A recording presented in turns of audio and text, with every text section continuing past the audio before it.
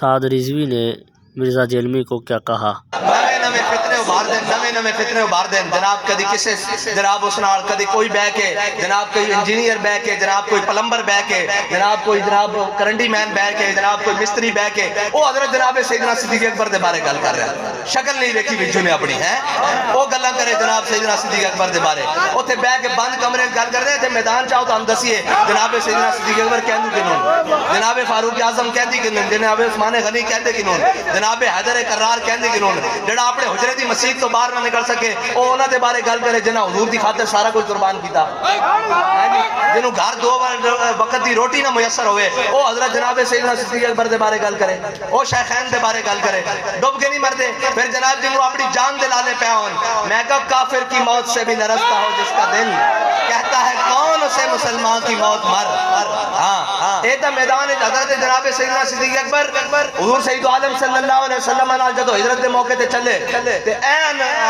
بے کے اندر کتابہ جناب کیڑا بن کے تے جناب چار یوٹیوبرہ نال تے جناب این نہیں گل بن دی اے دین نو ڈھانا نہیں گلان، حضرت عمر کو کسی نے پوچھا سی دین کو لو ڈھائے گا فرمایا زلت العالم جدو عالم مولوی پھسل جان کے تے اے تا مولوی بھی نہیں ہیں اے تا جناب اے دائیں بائیں اور جناب اقبال کہندا وہ آنکھ کے جو سرمہ افرنگ سے ہے روشن انہاں دی اکھا سرمہ افرنگ، ایک تا اقبال اپنے بارے کہندا نا کہ خیرہ نہ کر سکا مجھے جلوہ دانش پرنگ میری آنکھ کا سرمہ تا خاک مدینہ و نجف، ایک انہاں دے بارے کہندا وہ آنکھ کہ جو سرمہ افرنگ سے ہے روشن پرکار و سخن ساز ہے نمناک نہیں ہے۔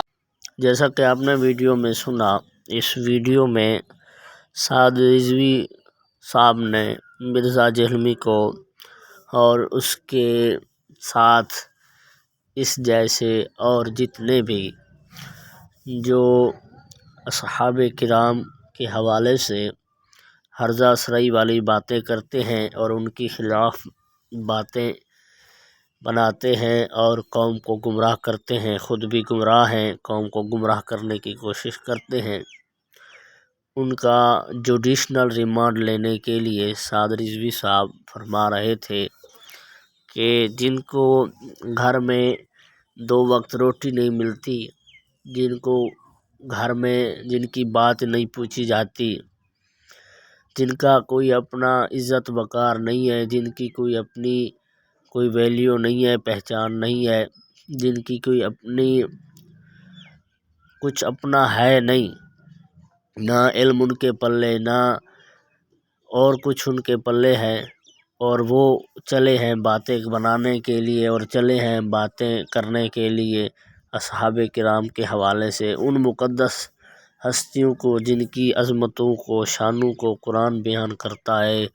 سرکار دو عالم کا فرمان بیان کرتا ہے، وہ مقدس ہستیاں جو اسلام کا رأس ہیں، اسلام کا سرمایہ ہیں،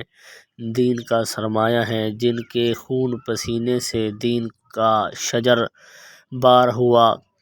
پھل لے آیا، یہ ان پر باتیں کرتے ہیں۔